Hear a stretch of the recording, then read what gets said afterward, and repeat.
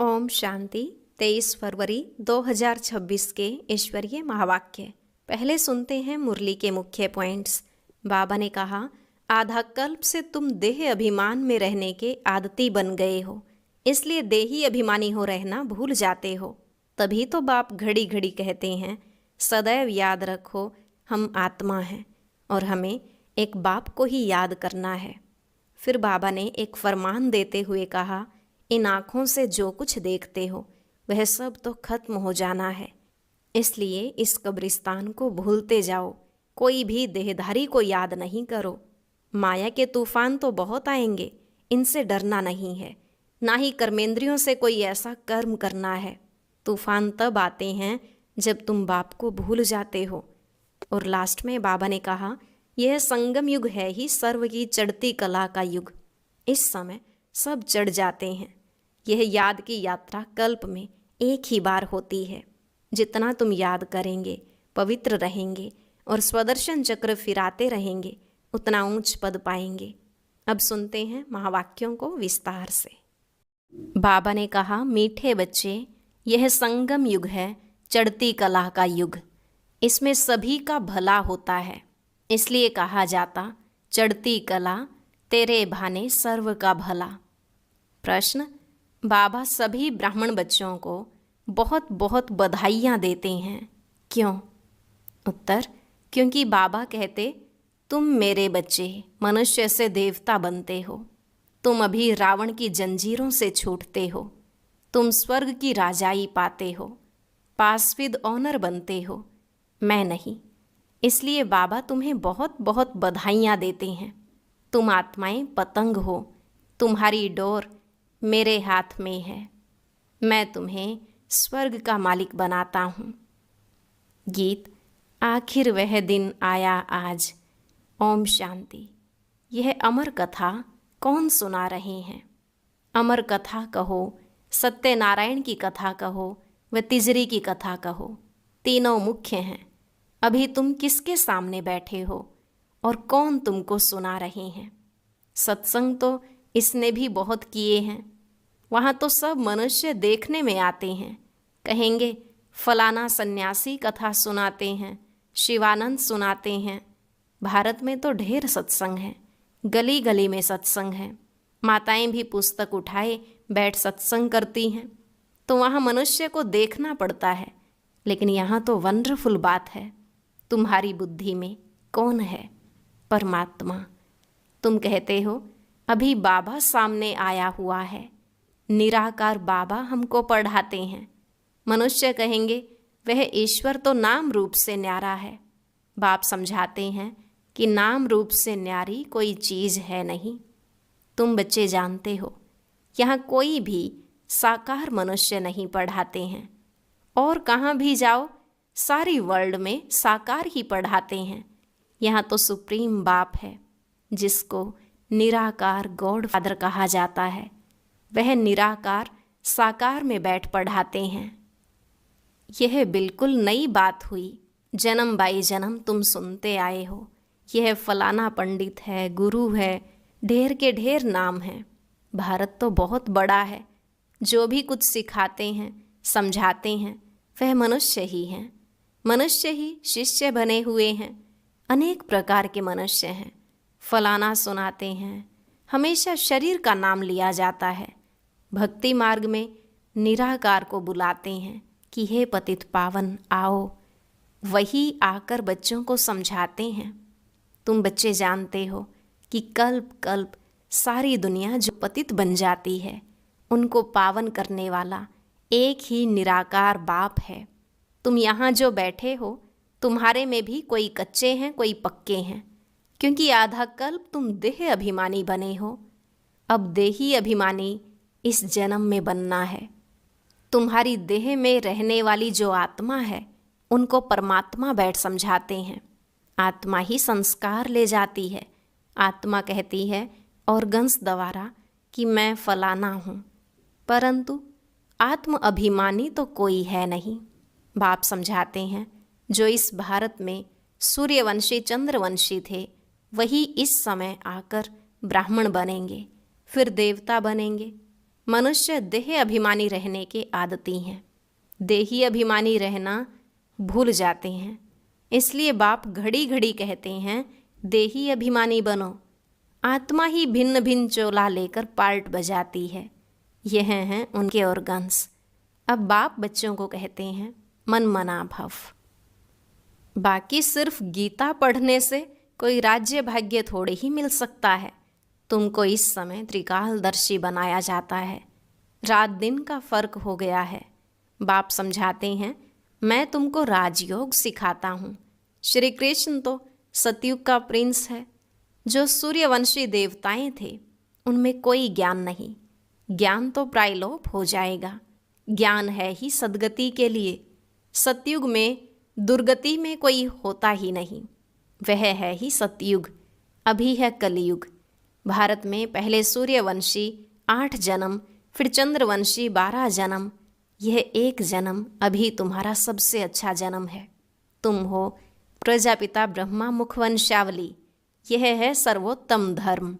देवता धर्म सर्वोत्तम धर्म नहीं कहेंगे। ब्राह्मण धर्म सबसे ऊंच है। देवताएं तो प्रारब्ध भोगते हैं। आजकल बहुत सोशल वर्कर हैं। तुम्हारी है रूहानी सर्विस। वह है जिस्मानी सेवा करना। रूहानी सर्विस एक ही बार होती है। आगे यह सोशल वर्कर आदि नहीं थे। राजा रानी राज्य करते थे। सतयुग में देवी देवता थे। तुम ही पूज्य थे, फिर पुजारी बने। लक्ष्मी नारायण द्वापर में जब वाम मार्ग में जाते हैं तो मंदिर बनाते हैं। पहले पहले शिव का बनाते हैं। वह है सर्व का सद्गति दाता, तो उनकी जरूर पूजा होनी चाहिए। शिव बाबा ने ही आत्माओं को निर्विकारी बनाया था ना। फिर होती है देवताओं की पूजा। तुम ही पूज्य थे, फिर पुजारी बने। बाबा ने समझाया चक्र को याद करते रहो। सीढ़ी उतरते उतरते एकदम पट पर आकर पड़े हो। अभी तुम्हारी चढ़ती कला है। कहते हैं चढ़ती कला तेरे भाने सर्व का भला। सारी दुनिया के मनुष्य मात्र की अब चढ़ती कला करता हूँ। पतित पावन आकर सबको पावन बनाते हैं। जब सतयुग था तो चढ़ती कला थी और बाकी सब आत्माएं मुक्तिधाम में थी। बाप बैठ समझाते हैं मीठे मीठे बच्चों, मेरा जन्म भारत में ही होता है। शिव बाबा आया था, गाया हुआ है, अब फिर आया हुआ है। इसको कहा जाता है राजस्व अश्वमेध अविनाशी रुद्र ज्ञान यज्ञ। स्वराज्य पाने के लिए यज्ञ रचा हुआ है। विघ्न भी पड़े थे, अब भी पड़ रहे हैं। माताओं पर अत्याचार होते हैं।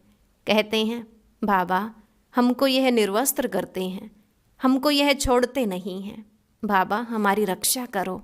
दिखाते हैं द्रौपदी की रक्षा हुई। अभी तुम 21 जन्मों के लिए बेहद के बाप से वर्षा लेने आए हो।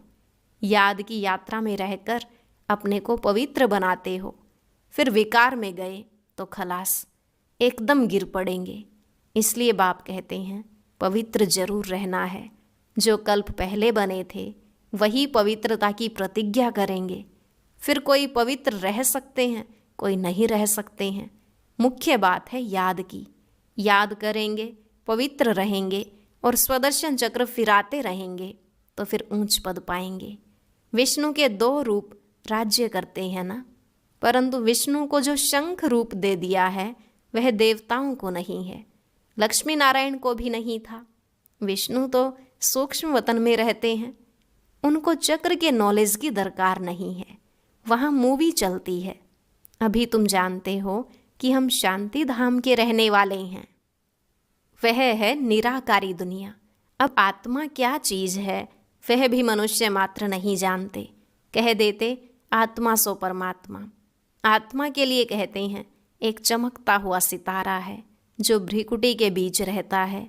इन आँखों से देख न सके, भल कोई कितना भी कोशिश करें, शीशे आदि में बंद करके रखें कि देखें कि आत्मा निकलती कैसे है। कोशिश करते हैं परंतु किसको भी पता नहीं पड़ता है आत्मा क्या चीज़ है, कैसे निकलती है। बाकी इतना कहते हैं आत्मा स्टार मिसल है, दिव्य दृष्टि बिगर उसको देखा नहीं जाता।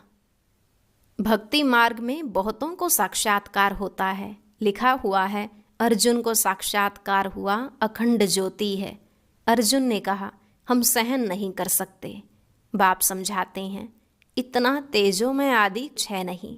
जैसे आत्मा आकर शरीर में प्रवेश करती है, पता थोड़े ही पड़ता है। अब तुम भी जानते हो कि बाबा कैसे प्रवेश कर बोलते हैं। आत्मा आकर बोलती है। यह भी ड्रामा में सारी नोंद है। इसमें कोई के ताकत की बात नहीं। आत्मा कोई शरीर छोड़ जाती नहीं है। यह साक्षात्कार की बात है।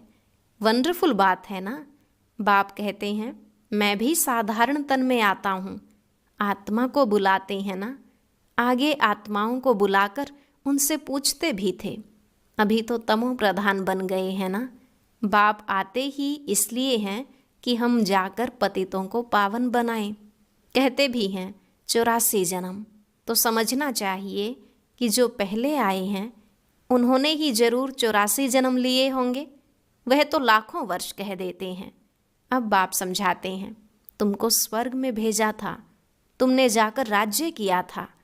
तुम भारतवासियों को स्वर्ग में भेजा था, राजयोग सिखाया था संगम पर। बाप कहते हैं, मैं कल्प के संगम युगे आता हूँ। गीता में फिर युगे युगे अक्षर लिख दिया है। अभी तुम जानते हो हम सीढ़ी कैसे उतरते हैं, फिर चढ़ते हैं। चढ़ती कला फिर उतरती कला। अभी यह संगम युग है, सर्व की चढ़ती कला का युग। सब चढ़ जाते हैं, सब ऊपर में जाएंगे। फिर तुम आएंगे स्वर्ग में पार्ट बजाने। सतयुग में दूसरा कोई धर्म नहीं था। उनको कहा जाता है वाइसलेस वर्ल्ड। फिर देवी देवताएं वाम मार्ग में जाकर सब विशेष होने लगते हैं, यथा राजा रानी तथा प्रजा। बाप समझाते हैं, हे भारतवासी, तुम वाइसलेस वर्ल्ड में थे, अब है विशेष वर्ल्ड। अनेक धर्म हैं, बाकी एक देवी देवता धर्म नहीं है। जरूर जब न हो तब तो फिर स्थापन हो। बाप कहते हैं, मैं ब्रह्मा द्वारा आकर आदि सनातन देवी देवता धर्म की स्थापना करता हूँ। यहाँ ही करेगा ना, सूक्ष्म वतन में तो नहीं करेंगे। लिखा हुआ है, ब्रह्मा द्वारा आदि सनातन देवी देवता धर्म की रचना रचते हैं। तुमको इस समय पावन नहीं कहेंगे, पावन बन रहे हैं। टाइम तो लगता है ना। पतित से पावन कैसे बने, यह कोई भी शास्त्रों में नहीं है। वास्तव में महिमा तो एक बाप की है। उस बाप को भूलने के कारण ही ऑर्फन बन पड़े हैं। लड़ते रहते हैं, फिर कहते हैं सब मिलकर एक कैसे हों। भाई भाई है ना। बाबा तो अनुभवी है, भक्ति भी इसने पूरी की है, सबसे अधिक गुरु किए हुए हैं। अब बाप कहते हैं, इन सब को छोड़ो, अब मैं तुमको मिला हुआ हूँ, सर्व का सद्गति दाता। एक सत श्री अकाल कहते हैं ना। अर्थ नहीं समझते, पढ़ते तो बहुत रहते हैं। बाप समझाते हैं, अभी सब पतित हैं, फिर पावन दुनिया बनेगी। भारत ही अविनाशी है, यह कोई को पता नहीं है। भारत का कभी विनाश नहीं होता और न कभी प्रलय होती है। यह जो दिखाते हैं, सागर में पीपल के पत्ते पर श्री कृष्ण आए। अब पीपल के पत्ते पर तो बच्चा आ न सके। बाप समझाते हैं, तुम गर्भ से जन्म लेंगे, बड़े आराम से। वहाँ गर्भ महल कहा जाता है, यहाँ है गर्भ जेल। सतयुग में है गर्भ महल। आत्मा को पहले से ही साक्षात्कार होता है। यह तन छोड़ दूसरा लेना है। वहाँ आत्म अभिमानी रहते हैं। मनुष्य तो न रचयिता को न रचना के आदि मध्य अंत को जानते हैं। अभी तुम जानते हो, बाप है ज्ञान का सागर, तुम मास्टर सागर हो। तुम माताएं हो नदियाँ और यह गोप हैं ज्ञान मान सरोवर। यह ज्ञान नदियाँ हैं, तुम हो सरोवर। प्रवृत्ति मार्ग चाहिए ना। तुम्हारा पवित्र ग्रस्त आश्रम था, अभी पतित है। बाप कहते हैं, यह सदैव याद रखो कि हम आत्मा हैं। एक बाप को याद करना है। बाबा ने फरमान दिया है, कोई भी देहधारी को याद न करो। इन आँखों से जो कुछ देखते हो वह सब खत्म हो जाना है। इसलिए बाप कहते हैं, मन मना भव मध्य जी भव। इस कब्रिस्तान को भूलते जाओ। माया के तूफान तो बहुत आएंगे, इनसे डरना नहीं है। बहुत तूफान आएंगे, परंतु कर्मेंद्रियों से विकर्म नहीं करना है। तूफान आते हैं तब जब तुम बाप को भूल जाते हो। यह याद की यात्रा एक ही बार होती है, वह है मृत्युलोक की यात्राएं। अमर लोक की यात्रा यह है। तो अब बाप कहते हैं, कोई भी देहधारी को याद न करो। बच्चे शिव जयंती की कितनी तारें भेजते हैं। बाप कहते हैं, तत्वम। तुम बच्चों को भी बाप बधाइयाँ देते हैं। वास्तव में तुमको बधाइयाँ हो, क्योंकि मनुष्य से देवता तुम बनते हो। फिर जो पास विद ऑनर होगा उनको जास्ती मार्क्स और अच्छा नंबर मिलेगा। बाप तुमको बधाइयाँ देते हैं कि अब तुम रावण की जंजीरों से छूटते हो। सभी आत्माएं पतंगे हैं, सबकी रस्सी बाप के हाथ में है, वह सबको ले जाएंगे। सर्व के सद्गति दाता हैं, परंतु तुम स्वर्ग की राजाई पाने के लिए पुरुषार्थ कर रहे हो। अच्छा, मीठे मीठे सिकिलधे बच्चों प्रति माता पिता बाप दादा का याद प्यार और गुड मॉर्निंग। रूहानी बाप की रूहानी बच्चों को नमस्ते। रूहानी बच्चों की रूहानी बाप दादा को नमस्ते नमस्ते, गुड मॉर्निंग, शुक्रिया बाबा, शुक्रिया। धारणा के लिए मुख्य सार। पहला पॉइंट, पास विद ऑनर होने के लिए एक बाप को याद करना है, किसी भी देहधारी को नहीं। इन आँखों से जो दिखाई देता है उसे देखते भी नहीं देखना है। दूसरा, हम अमरलोक की यात्रा पर जा रहे हैं, इसलिए मृत्युलोक का कुछ भी याद न रहे। इन कर्मेंद्रियों से कोई भी विकर्म न हो, यह ध्यान रखना है। वरदान, अपने शिक्षा स्वरूप द्वारा शिक्षा देने वाले शिक्षा संपन्न योग्य शिक्षक भव। अपने शिक्षा स्वरूप द्वारा शिक्षा देने वाले शिक्षा संपन्न योग्य शिक्षक भव।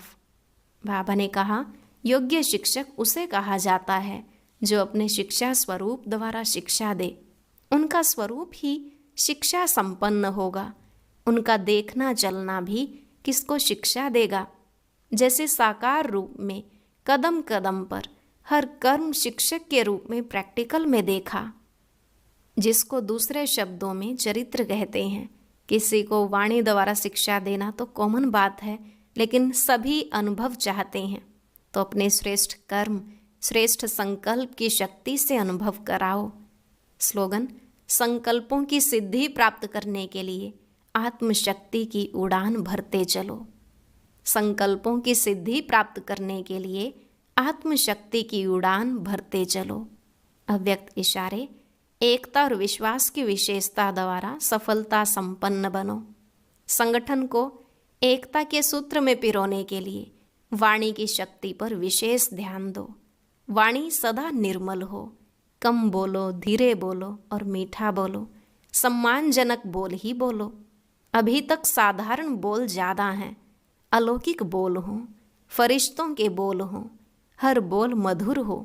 अभी इस बात पर अंडरलाइन करो, तब प्रत्यक्षता होगी। ओम शांति।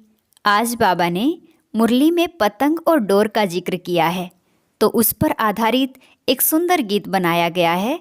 सभी भाई बहनें जरूर सुने।